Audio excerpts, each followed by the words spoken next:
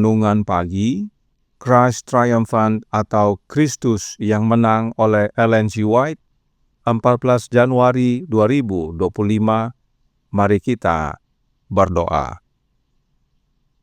Bapa kami yang di sorga, Allah pencipta langit dan bumi, laut dan segala isinya, Allah yang maha besar, maha kuasa, sumber segalanya, yang kami sembah selalu melalui anak-Mu yang tunggal, Yesus Kristus. Terpujilah Yesus, anak Allah yang maha tinggi, yang adalah anak domba Allah yang menghapus dosa dunia ini. Pada pagi hari ini kami bersyukur boleh bangun dan berbakti, dan sebagaimana membaca dan mendengarkan nasihat firman-Mu, kiranya ini menjadi pembaharuan bagi banyak orang, agar kami rajin bekerja, sebab bekerja adalah penetapan sorga bagi manusia. Beserta kami sepanjang perbaktian ini, kehendak-Mu yang jadi. Ampun kami akan dosa dan salah, karena kami berdoa hanya dalam nama anak Allah yang tunggal, Yesus Kristus, yang adalah Tuhan dan Juru Selamat kami. Amin. Renungan hari ini akan dibacakan oleh Saudara Misael Tambunan. Kepada Saudara Misael, kami persilahkan. Selamat pagi. Renungan pagi kita hari Selasa tanggal 14 Januari 2025 berjudul Kerja Diperlukan Bahkan di Eden. Ayat inti diambil dari Kejadian 2 ayat 17. Demikian firman Tuhan. Tetapi pohon pengetahuan tentang yang baik dan yang jahat itu, janganlah kau makan buahnya. Dalam menciptakan Adam dan Hawa, Allah merancang agar mereka aktif dan berguna. Pasangan suci itu ditempatkan di Firdaus dan dikelilingi dengan segala sesuatu yang sedap dipandang mata atau baik untuk dimakan. Sebuah taman yang indah ditanam untuk mereka di Eden.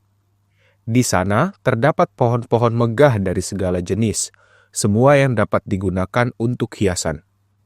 Bunga-bunga yang sangat indah dan dari setiap warna dan corak mengharumkan udara. Penyanyi-penyanyi yang riang dengan bulu yang beraneka ragam menyanyikan lagu-lagu pujian yang riang kepada Sang Pencipta. Firdaus menyenangkan indera pasangan suci itu, tetapi itu saja tidak cukup.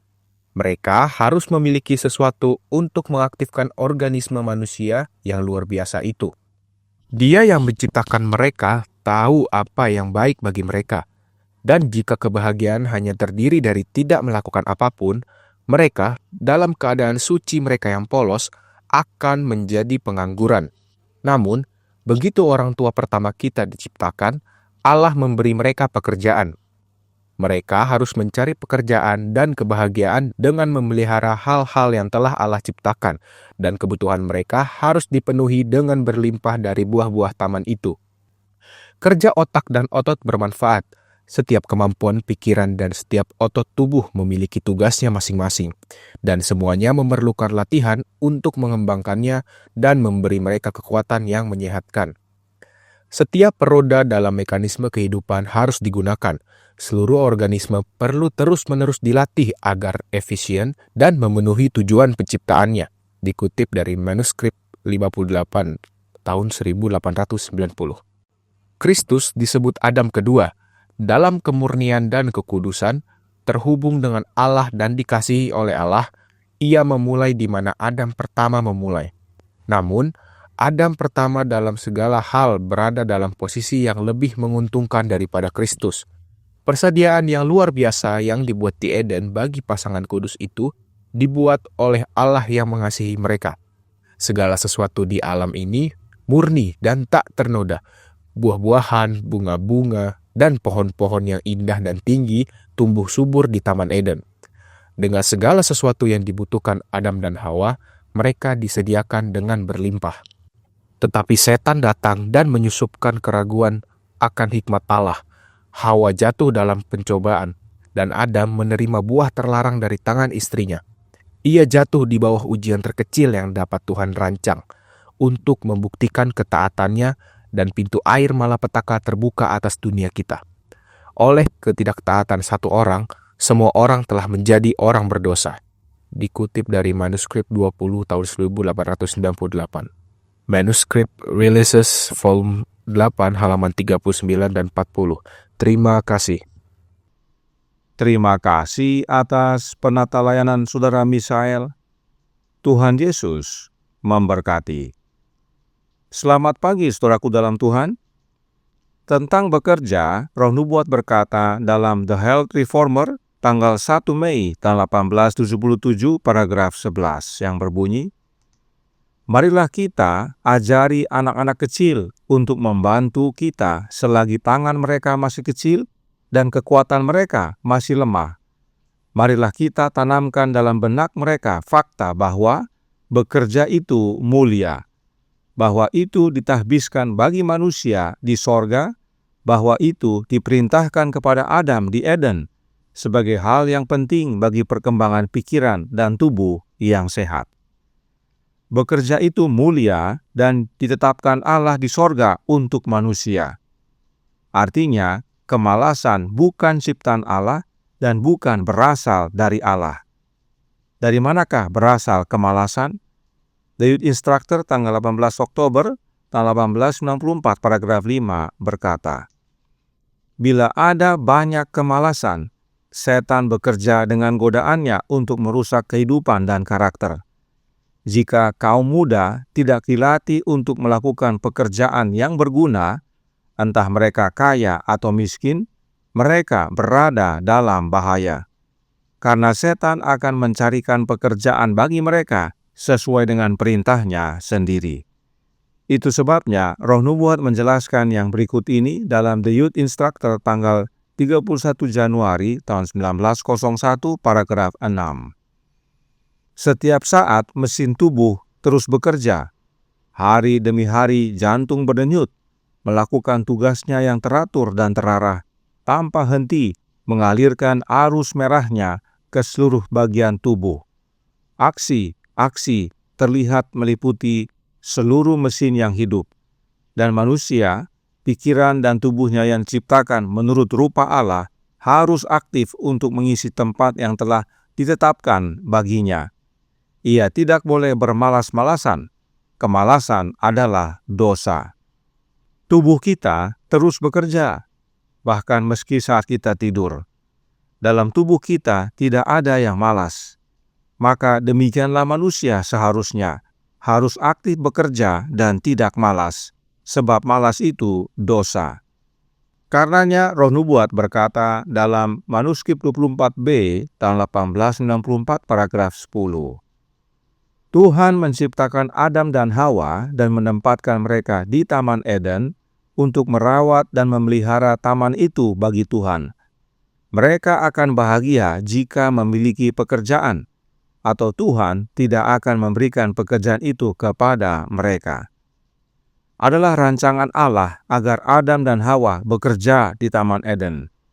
Kemudian dalam manuskrip 8 tahun 1894 paragraf 12 dikatakan, "Allah memberi Adam dan Hawa pekerjaan. Eden adalah sekolah untuk orang tua pertama kita, dan Allah adalah instruktur mereka. Mereka belajar bagaimana mengolah tanah dan merawat apa yang Tuhan telah tanam.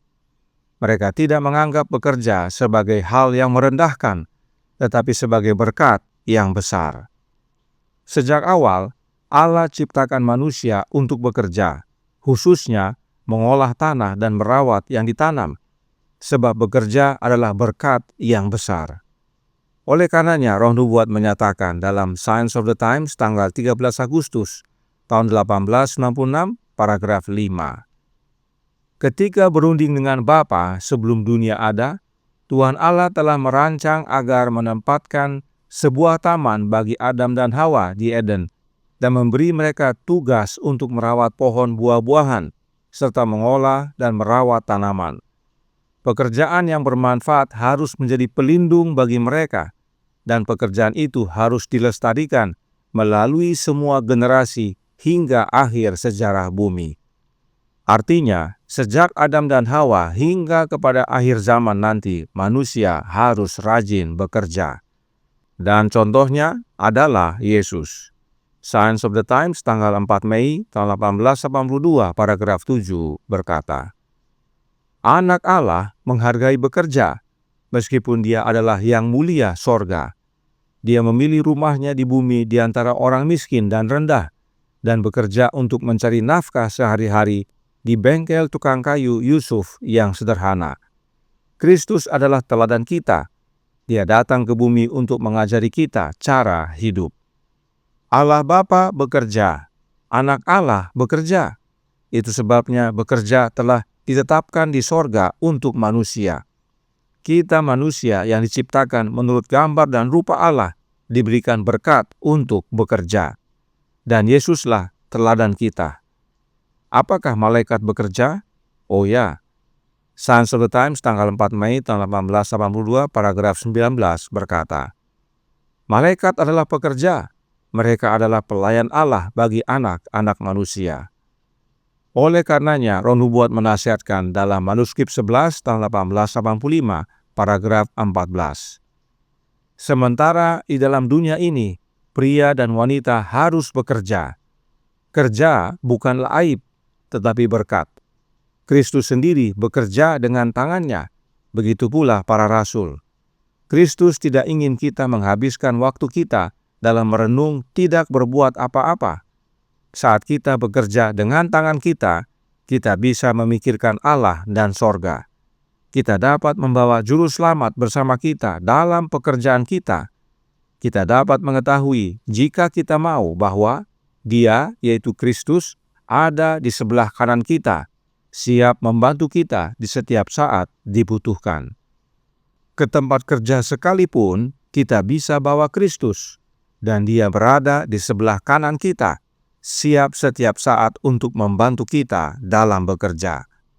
Kiranya pekabaran ini menjadi pembaharuan bagi kita semua dan keluarga-keluarga kita, agar kita rajin bekerja, terlebih bekerja bagi Tuhan di dalam ladang-Nya. Tuhan memberkati, saya bawa dalam nama Yesus. Amin. Mari kita berdoa. Bapa kami yang di sorga, Allah pencipta langit dan bumi, laut dan segala isinya, Allah yang maha besar, maha kuasa, sumber segalanya, yang kami sembah selalu melalui anak-Mu yang tunggal, Yesus Kristus. Terima kasih atas nasihat yang baik sekali bagi kami semua. Untuk kami rajin bekerja, menggunakan tangan kami, tubuh kami untuk melakukan pekerjaan, seperti menanam dan merawat tanaman. Karena itulah pekerjaan yang Engkau telah tetapkan di sorga bagi manusia. Sebab bekerja adalah berkat dan itulah melindungi kami dan membawa pikiran kami kepada Engkau ya Bapa dan sorga. Karenanya tolong kami ya Bapa, karuniakanlah roh anak-Mu dalam hidup ini, sebab dalam setiap pekerjaan kami, Kristus dapat hadir bersama kami, di sebelah kanan kami, oleh kehadiran Roh-Nya untuk membantu kami setiap saat dibutuhkan, agar masing-masing kami menjadi terang dan teladan bagi sesama dalam bekerja. Beserta kami sepanjang hari ini kehendak-Mu yang jadi, ampun kami akan dosa dan salah, karena kami berdoa hanya dalam nama Anak Allah yang tunggal, Yesus Kristus, yang adalah Tuhan dan Juru Selamat kami.